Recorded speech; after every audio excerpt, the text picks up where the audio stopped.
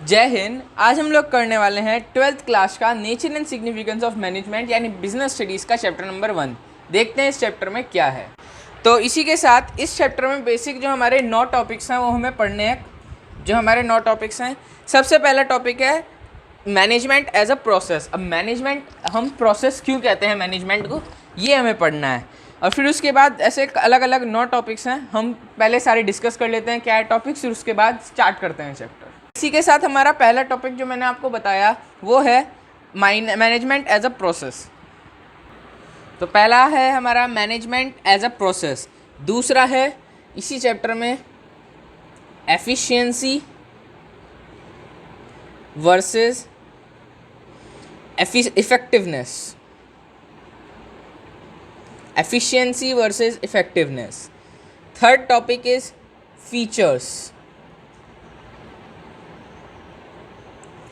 Fourth one is importance. Fifth one is nature. Sixth one is objectives. Seventh is level. Eighth is functions, and ninth and the last is essence। तो basically इस chapter में हमें 9 topic करने हैं। ये 9 हमारे main topics हैं जो हमें कवर करने हैं। स्क्रीनशॉट ले सकते हैं। ये सारे 9 टॉपिक जिसको आते होंगे वैसे चैप्टर पहले ही क्लियर होगा। तो सबसे पहले शुरुआत करते हैं मैनेजमेंट एज अ प्रोसेस। क्या है मैनेजमेंट को, प्रोसेस क्या है, कोई डेफिनेशन क्या है, ये सब देखते हैं। Let's begins. तो मैनेजमेंट की एक डेफिनेशन आती है कि management is a process of designing and maintaining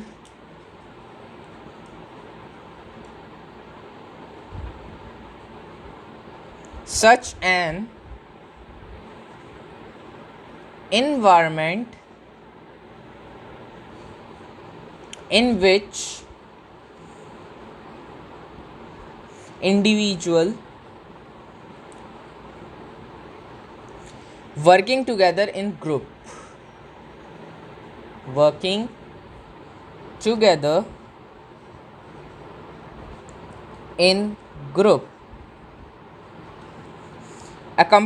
accomplish together in group accomplish selected goals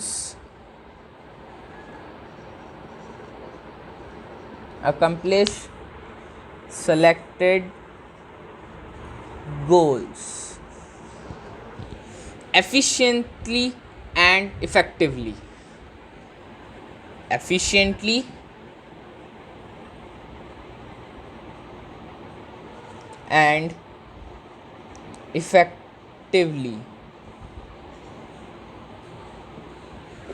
तो बेसिकली ये हमारी एक कह लेते हैं मैनेजमेंट की डेफिनेशन आती है जो ये कहती है कि मैनेजमेंट एक प्रोसेस है, एक डिज़ाइनिंग और मेंटेनिंग एक इन्वायरमेंट जिसमें जो अलग अलग लोग हैं, अलग अलग पर्सन्स हैं, वो एक साथ काम करते हैं एक गोल के ऊपर इफ़ेक्टिवली और एफिशिएंटली। अब आपके दिमाग में ज़रूर आ रहा हो कि ये इफ़ेक्टिवली एफिशिएंटली इनका क्या मतलब है, यानी एफिशिएंसी और इफ़ेक्टिवनेस इन दोनों का क्या मतलब है। देखते हैं इन दोनों का क्या मतलब है, पहले इन्हीं को समझते हैं। तो अब इन दोनों की मीनिंग की बात करते हैं। सबसे पहले मैनेजमेंट में 2 टर्म आई हमारी डेफिनेशन में, एक एफिशिएंटली और एक इफ़ेक्टिवनेस। हमारी एफिशिएंसी और इफ़ेक्टिवनेस इन दोनों का मतलब क्या है, इन दोनों वर्ड्स का हमारा मीनिंग क्या आता है। सबसे पहले देखते हैं इनका मीनिंग क्या है। It means doing the right thing, ensuring optimum utilization of the resources and hence reducing the cost। Efficiency में क्या कहता है कि जो हमारे रिसोर्सेज हैं उनकी यूटिलाइजेशन सही प्रॉपर वे में हो, एक प्रॉपर वे में हो, जिससे जो हमारी कॉस्ट है वो भी कम रहे और जो हमारी रिसोर्सेज यूटिलाइजेशन है वो मेंटेन रहे या फिर बढ़ी रहे। बेसिकली एफिशिएंसी हमारे को ये कहना चाहता है कि एक सही समय पर रिसोर्सेज का सही यूज़ करें तो ज़्यादा हमारी कॉस्ट भी नहीं आएगी और हम रिसोर्सेज यूटिलाइजेशन भी सही से कर पाएंगे। वहीं इफ़ेक्टिवनेस का क्या मतलब है? It means doing the things on the right time, taking correct decision and election in every situation to achieve the target. अब इसमें हमारा इफ़ेक्टिवनेस क्या कहना चाहता है कि राइट डिसीजन होना चाहिए और उसी के साथ साथ राइट टाइमिंग भी होनी चाहिए, जिससे जो हमारा वर्क हो रहा है या फिर गोल अचीव हो रहा है वो इफ़ेक्टिवली अचीव हो। बेसिकली यही इन दोनों का मेन मतलब है जो ये हमें बताना चाहते हैं इस चैप्टर में, इस जो हमारा मैनेजमेंट की डेफिनेशन आई है इसमें। तो यही हमारा बेसिकली इन दोनों का मतलब आता है, एफिशिएंसी और इफेक्टिवनेस, इन दोनों का मतलब मैनेजमेंट में यही आता है। अब हमने जो डेफिनेशन पढ़ी उससे हमारे मन में एक क्वेश्चन उठना चाहिए जो कि है, why is management consider as process? Management को हम प्रोसेस क्यों कंसीडर करते हैं? देखते हैं इसका आंसर क्या है। तो अब हमारा क्वेश्चन अराइज होता है कि why is management consider as a process? तो मैनेजमेंट को हम प्रोसेस क्यों कंसीडर करते हैं? क्योंकि as in management the things occur in the right time और इन अ साइमल्टेनियस मेथड। अब जो हमारा मैनेजमेंट है इसमें everything occur in the right time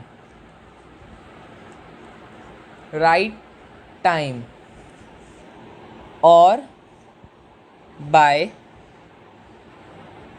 simultaneous method. अब साइमल्टेनियस मेथड क्या होता है? यानी 1 by 1, एक के बाद एक चीज़ अकर हो रही है, ये हमारा साइमल्टेनियस मेथड कराएगा। So that the management is consider as process. इस वजह से जो हमारा मैनेजमेंट है उसे प्रोसेस कंसीडर करते हैं। So our management is considered as process. Basically इसलिए हमारा जो मैनेजमेंट है हम उसको प्रोसेस कंसीडर करते हैं। क्यों करते हैं? क्योंकि everything occur in the right time और बाय अ साइमल्टेनियस मेथड, यानी 1 by 1 मेथड इन मैनेजमेंट। अब हमने ये भी समझ लिया कि मैनेजमेंट को हम प्रोसेस क्यों कहते हैं। ये हमारा मोस्ट इम्पॉर्टेंट टॉपिक है, याद रखिएगा। इससे क्वेश्चन आने के बहुत चांसेस रहते हैं। और वहीं जो मैंने अभी आपको एफिशिएंसी और इफ़ेक्टिवनेस इन दोनों का मीनिंग भी बताया, इसके भी क्वेश्चंस आना ज़रूर है। अब इसके बाद हमने पढ़ लिया मैनेजमेंट क्या है, मैनेजमेंट की एक डेफिनेशन पढ़ ली, उसके बाद मैनेजमेंट को हमने प्रोसेस क्यों कंसीडर करा ये भी देख लिया, हमने एफिशिएंसी और इफेक्टिवनेस का दोनों का डिफरेंस देख लिया। अब हम देखते हैं फीचर्स ऑफ मैनेजमेंट, देखते हैं ये क्या है। Let's begin. तो अब बेसिकली हमारा अगला टॉपिक आता है फीचर्स ऑफ मैनेजमेंट, कि मैनेजमेंट के क्या क्या फीचर हैं, क्यों मैनेजमेंट ज़रूरी है। तो सबसे पहला फीचर जो आता है इसका है गोल ओरिएंटेड प्रोसेस। जब हम मैनेजमेंट कब करेंगे? जब हमारे पास एक गोल होगा, हमारा कोई जो हमें हासिल करनी है ऐसी कोई पोजीशन होगी, और वो कैसे हासिल करेंगे वो मैनेजमेंट हमारे लिए इजी बना देगा। एज्यूम कर लेते हैं कोई एक पर्सन है, उसका गोल है 12th में 95% से स्कोर करना, तो वो अपना पूरा टाइम मैनेज करेगा, उससे उसे स्कोर करने के लिए ईजियर हो जाएगा, यही उसका मैनेजमेंट कहलाएगा। अगर कोई पर्सन है जिसको 12th में 95% स्कोर करना है, तो वो टाइम मैनेज करेगा, अपना सारा काम मैनेज करेगा, पढ़ाई को ज़्यादा से ज़्यादा टाइम देगा, जिससे उसके लिए 95 स्कोर करना थोड़ा ईजियर हो जाएगा। यही हमारा कहलाता है फीचर ऑफ मैनेजमेंट। दूसरा हमारा मैनेजमेंट का फीचर आता है ग्रुप एक्टिविटी, जिसको हम ग्रुप एक्टिविटी।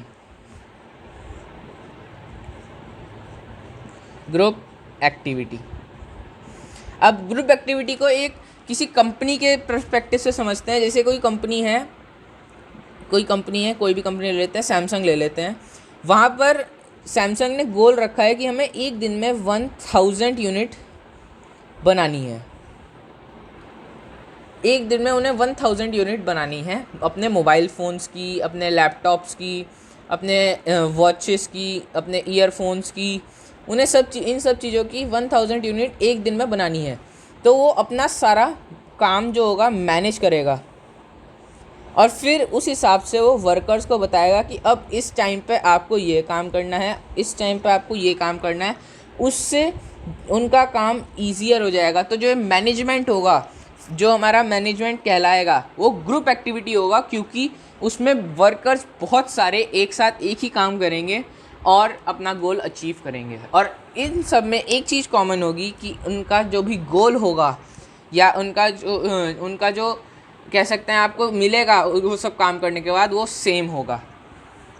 इसी के साथ थर्ड की ओर बढ़ते हैं कि थर्ड फीचर क्या है मैनेजमेंट का। अब फीचर्स ऑफ मैनेजमेंट में अगला आता है हमारा, मैनेजमेंट इज़ मल्टी डायमेंशनल।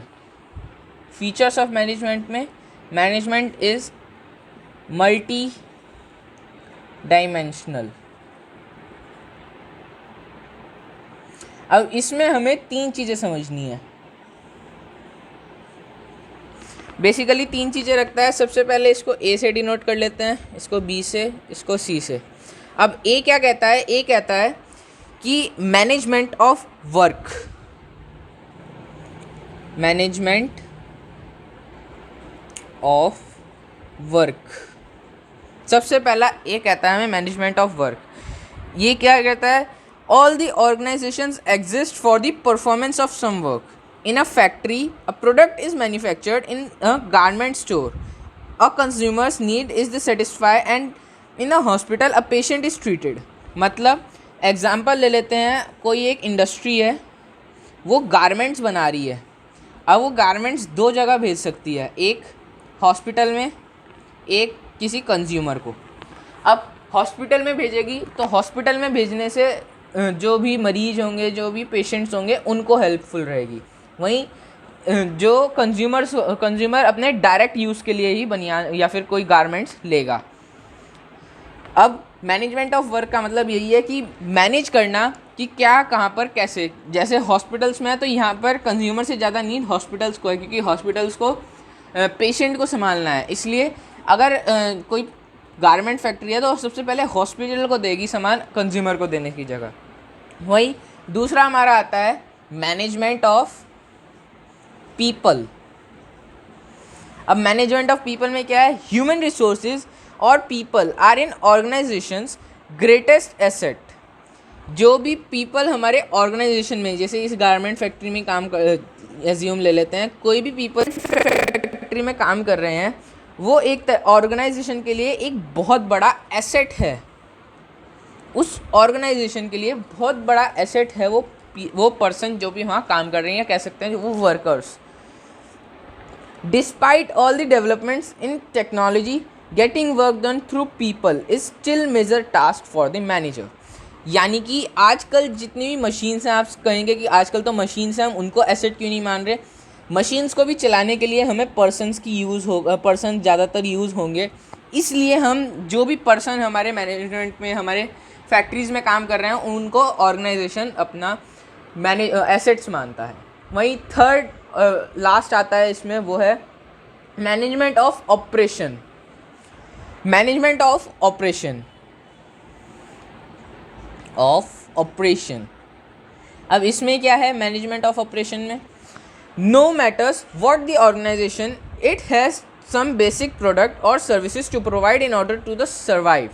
यानी कि ऑर्गेनाइजेशन को प्रॉफिट पर ज़्यादा ध्यान नहीं देना चाहिए, उसे इतना करना चाहिए कि वो सर्वाइव कर सके अपने बिजनेस रोड पे, अपने बिजनेस मार्ट पर, जहाँ पर वो सर्वाइव कर सके।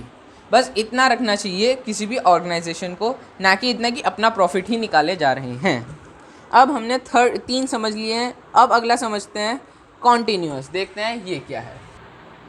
तो अगला फीचर आता है मैनेजमेंट का, फीचर ऑफ मैनेजमेंट, जो कि है कॉन्टीन्यूअस। अब कॉन्टीन्यूअस मैनेजमेंट क्या होता है? मैनेजमेंट हमारा कभी ख़त्म नहीं होता।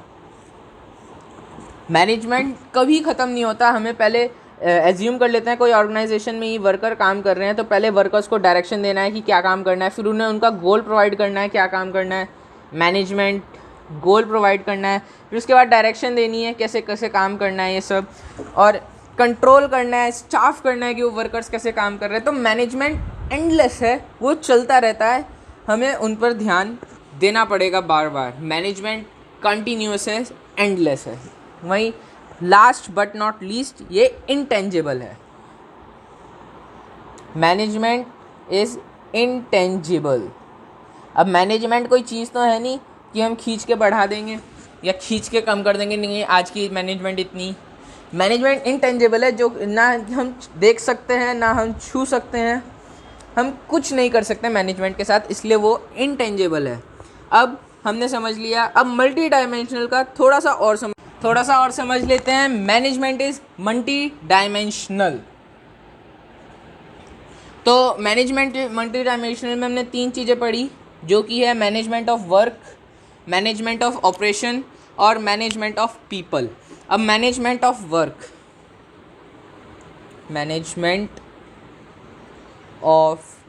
वर्क, इसमें क्या है, how to do, what to do, set target.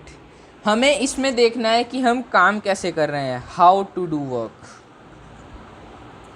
फिर उसके बाद हमें देखना है व्हाट टू डू वर्क, हम क्या करें कि मैनेजमेंट, जो हमारा मैनेजमेंट है वो सही रहे। और फिर इसके बाद हमें इसमें एक टारगेट, एक गोल सेट करना है। यही हमारा मैनेजमेंट ऑफ वर्क है। वहीं मैनेजमेंट ऑफ ऑपरेशन की बात करें तो इसमें चेकिंग करनी है हमें कि मैनेजमेंट हमारा सही से काम कर रहा है कि नहीं, कहीं बीच में सब सो तो नहीं रहे हैं वर्कर्स, या वर्कर्स ने कहीं सब छुट्टी तो नहीं कर ली, सब ने मास बंक तो नहीं मार लिया। इसलिए हमें उन पर ध्यान रखना है, उन पर स्टाफिंग करनी है। ये हमारा मैनेजमेंट ऑफ ऑपरेशन है। वहीं मैनेजमेंट ऑफ पीपल, इसमें जो पीपल हैं उन्हें बताना है कि उनको क्या क्या काम करना है, उनको डायरेक्शन देनी है, उनको उनके ऊपर स्टाफिंग करनी है। यही हमारा मैनेजमेंट ऑफ पीपल है। अब हमने मल्टी डायमेंशनल सब समझ लिया। अब हमें बढ़ना है मैनेजमेंट साइकिल की ओर, जिसको हम फंक्शंस ऑफ मैनेजमेंट भी बोलते हैं। चलिए देखते हैं ये क्या है। तो मैनेजमेंट साइकिल, अब इसमें सबसे पहला जो हमें करना है वो है प्लानिंग, NNING, प्लानिंग। अब प्लानिंग में हमें करना है कि हमें एज्यूम कर लेते हैं, अब इसको एक एग्जांपल से समझ लेते हैं। कोई एक स्टूडेंट है, उसे स्कोर करना है 95+ इन बोर्ड एग्ज़ाम्स।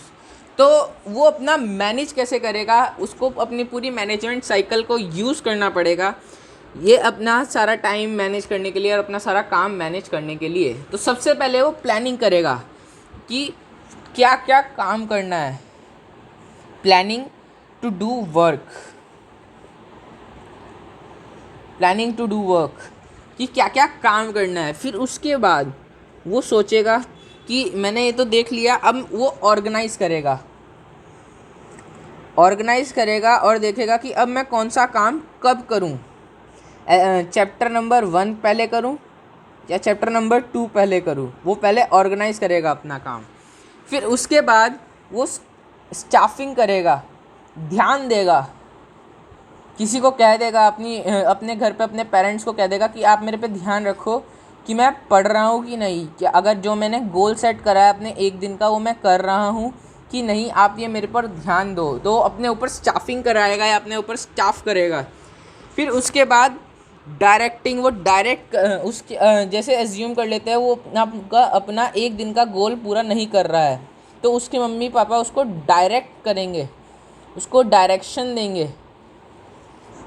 कि नहीं तुम ऐसे ना करो, तुम अपने गोल को चेंज करो, अपने गोल को बढ़ाओ, एक दिन में ज़्यादा काम कर पाओगे। फिर उसके बाद उसको कंट्रोल करेंगे, इजीली कंट्रोलिंग, फिर वो बच्चा अपने गोल पर इजीली कंट्रोल कर पाएगा और फिर वो 12th पास कर लेगा अच्छे नंबरों से। यही हमारा मैनेजमेंट साइकिल है। Planning, organise, staffing, direction and control. ये 5 स्टेप्स हम आते हैं हमारे मैनेजमेंट साइकिल में, जिसको हम बोल देते हैं functions of management. Functions of management भी बोल देते हैं मैनेजमेंट साइकिल को। अब आज के लिए आज की क्लास में इतना ही कर लेते हैं। हमने सीखा management cycle, features of management, efficiency और इफ़ेक्टिवनेस, इन दोनों का डिफरेंस, और हमने मैनेजमेंट को प्रोसेस क्यों माना है, और मैनेजमेंट की एक डेफिनेशन। हमने ये सारे टॉपिक्स कवर कर लिए हैं आज की वीडियो में। नेक्स्ट वीडियो आ जाएगी कल। इस चैप्टर को ख़त्म करते हुए कल ख़त्म कर देंगे और परसों से क्वेश्चंस करेंगे।